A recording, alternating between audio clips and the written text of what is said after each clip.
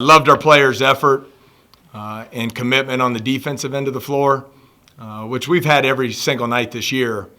But it was good to see us back being really efficient offensively. Loved our unselfishness in our execution in the first half, especially establishing the paint with KJ, who continues to play at an elite level. And then I thought a big key, we were able to build a lead, and they went to their zone. And I thought Juice Hill did a great job of diagnosing what they were in and scoring the ball in the paint, but also got Tevin going with some open looks from three, which was big for us. So really pleased with our players' performance. Thought it was an awesome atmosphere. Really cool seeing the students come sprinting in to get the best seats in the house before the game. And everyone stayed till the end. So fun night of Racer basketball. Go ahead. Yeah. Y'all had two very, very hard games before this.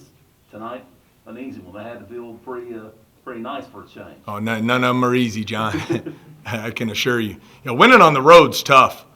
It's tough. I don't care what league you're in. It's hard to win on the road.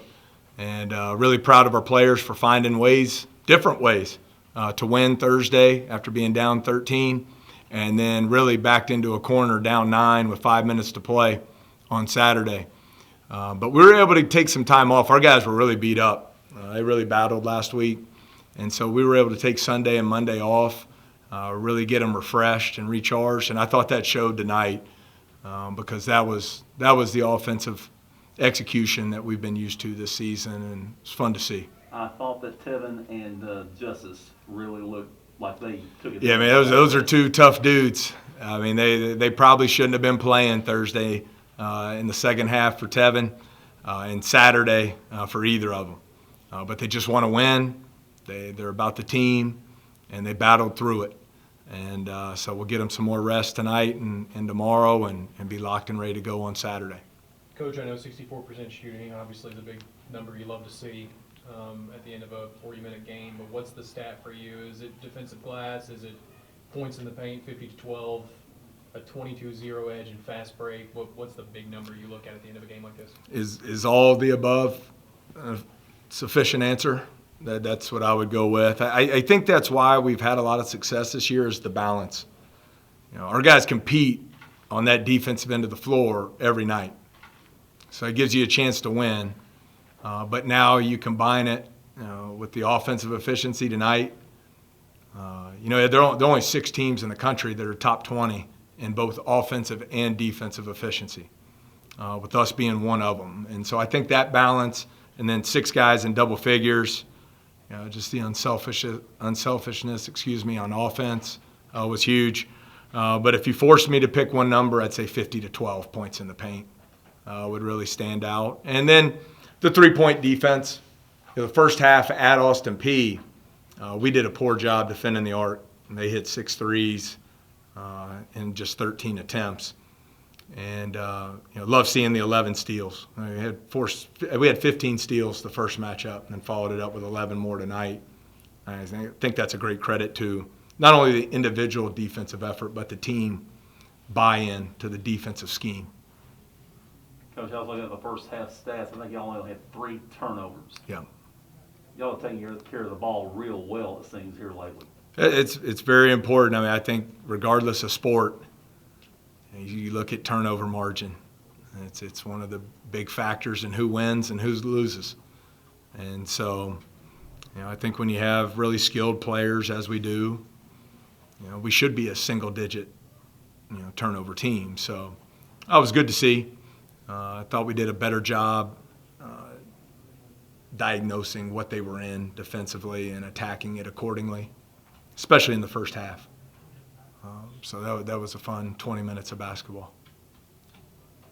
Coach, I read on social media, somebody said that these last few games for you guys, each game is a statement for national rankings, for upcoming tournaments. Do you kind of get that feeling of every game is just as important as the last, with all this attention on you guys now, the rankings, and just the season's coming to an end soon? I think you just enjoy the journey and have fun playing. We have unselfish players. We have really good players, but they're really good players who are bought into the team. And that's why we have opportunity to have a special year. But you just take advantage of each opportunity as they come. I talk about it all the time. Most of these guys, if you're a real basketball player and you want to be really good, you train about 300 or more days a year.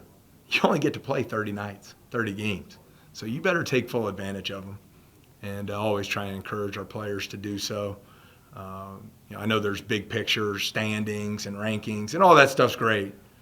That's all great, but you just have to stay focused on getting better as a team and winning the next game and having fun doing it. It's a special group. Coach, just a quick trip for Ja. Obviously, he's headed to Cleveland this weekend. Have you guys gotten any chance to spend any time with him, or are you going to spend time with him before he heads out to Cleveland? Yeah, we've met him before. It's great to see him. Appreciate him and his family making the effort to be here. I mean, guy's playing in the NBA All-Star game on Sunday. So he's got a few things going on. He just scored 44 points and had 11 assists last night. So he's fairly busy. But I think it shows you the pride and love he has for Murray State. And you got to remember, KJ Williams and Tevin Brown, those are his teammates. DeQuan Smith, those are his teammates. And so it was awesome for them to get to spend some time together.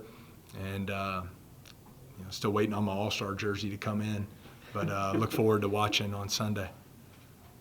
You're talking about enjoying the moment. I'm looking at your bench guy. Well, some of your starters are on the bench at that point. DJ's going crazy. Trey would be going.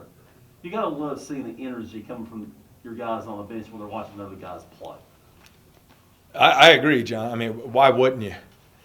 I mean, you're playing on national TV. You got over 6,000 people in the building. It's a great atmosphere. You have great teammates who play for each other. Enjoy it. Enjoy it. I think sometimes people think, and this is a special place here at Murray State, and people think this just happens every year. This is the second highest ranked team in the last 50-something years at Murray State. This is only the second team to be ranked in multiple weeks in the last 50-plus years at Murray State. So just enjoy it. You can have the balance. You can do both. You can work hard, you can be disciplined, you can be tough, and you can have fun playing the game. And that's how it should be. Coach, like I said, just a few games left in the season. What's kind of your thought process with these few games coming up? You still have one of your toughest opponents in Belmont next week. Yeah, I'm not really thinking about that one. Our thought process is get better, watch the film, bring our players in tomorrow, and start preparing for UT Martin. And find a way to win on Saturday. That's it. That's the only focus that we have. Can you tell us about the status of Skipper right now? Yeah, still day to day. He's making progress. It's just one of those deals where not going to put him out there until he's closer to 100%. Any more questions? Thank you, Coach. All right. Thanks so much, and thank you to our fans. That was a special atmosphere. I think our players have earned it and really fed off of it. And I love that they stayed till the final buzzer. It was a fun night of Racer basketball. Thank you. Let's go Racers.